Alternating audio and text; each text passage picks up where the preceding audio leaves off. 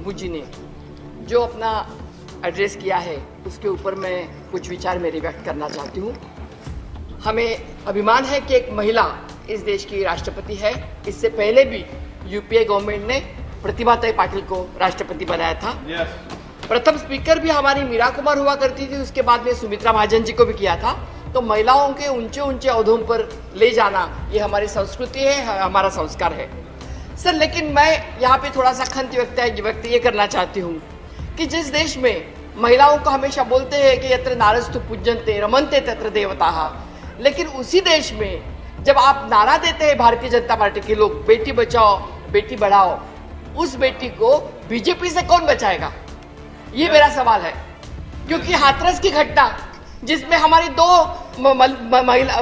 दलित की महिला मारी गई, जिंदा जला दिया गया, उत्तराखंड की हमारी अंकिता या उन्नाव की घटना, इसमें सीधे सीधे भारतीय जनता पार्टी के लोग शामिल हैं, लेकिन उन पर कुछ भी कार्रवाई नहीं हुई। इसकी हमारे लिए मन में दुख है, इसके हमारे लिए मन में बहुत खंत है। श्रद्धा वालकर का केस आता है, उसके लिए भी हमें बुरा लगता है। और जब हम देखते हैं कि आज के तारीख में 86 रेप्स एवरी डे इस देश में होते हैं, तो कहां से बेटी को सुरक्षितता दे रहे हैं, ये मेरा सवाल है।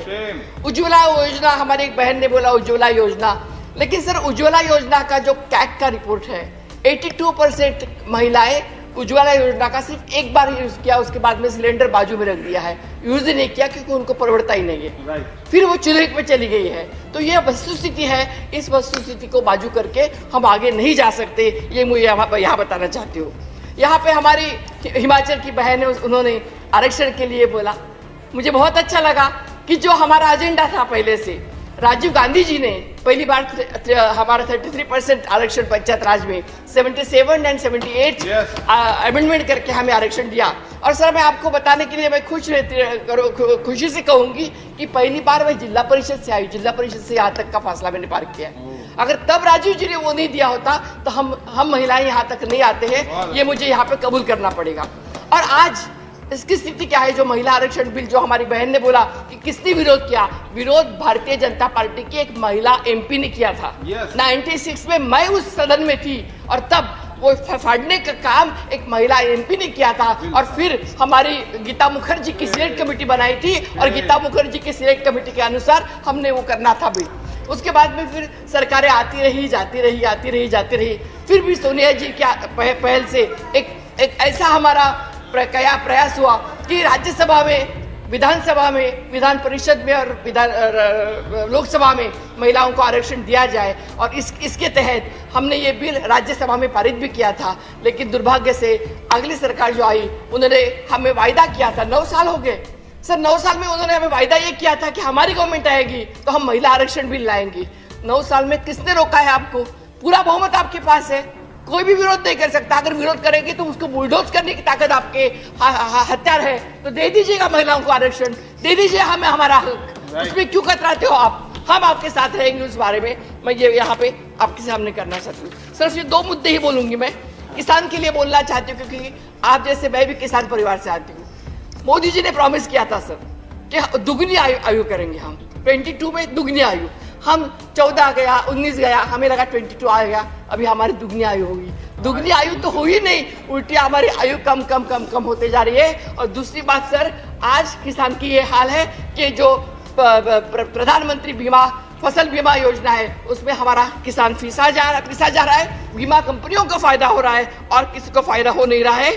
और सबसे बड़ी बात है कि लखीमपुर खेरी सर के जैसे जो कुछ मसले होते हैं उसमें हमारे किसान पिस जाते हैं, मर जाते हैं। ये भी मैं आपको बताना चाहती हूँ सर। बेरोजगारी के लिए यहाँ पे 2 मिनट में बोलना चाहूंगी सर। हमारे नेता राहुल गांधी जी ने एक यात्रा निकाली जिसमें हम भी शामिल हुए।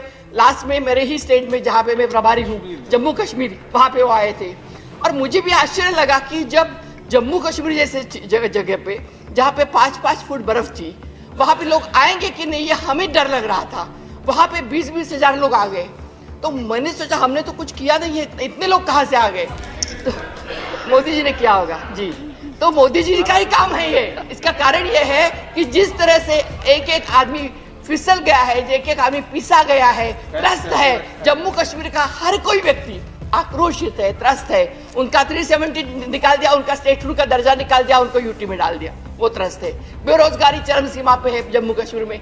और वहाँ के जो कश्मीरी पंडित है उनको हमेशा यहाँ पे एक्टर्स है, उन्होंने बोला लिया गया कि कश्मीरी पंडितों के लिए हम है, कश्मीरी फाइल दिखाई गई, कश्मीरी फाइल पिक्चर का इतना बड़ा नाम लिया गया, लेकिन वहाँ पे वस्तुस्थिति बहुत अलग है सर। कश्मीरी पंडित जो है उनको जो दिया वो हमारे मनमोहन सिंह सरकार ने दिया, उनको एक स्पेशल पैकेज दिया गया था, उनको घर दिया गया। वो कश्मीरी पंडित राहुल जी को मिलने जब आए उनके गले लगा के रोने लगे और उनको बताने लगे राहुल जी के लिए जो लोग आए थे वो इसीलिए आए थे कि उनकी दर्द, उनका दुख, उनका दर्द समझने वाला, सहवेदना और संवेदना समझने वाला व्यक्ति उनके बीच में आया, इसलिए वो आए थे।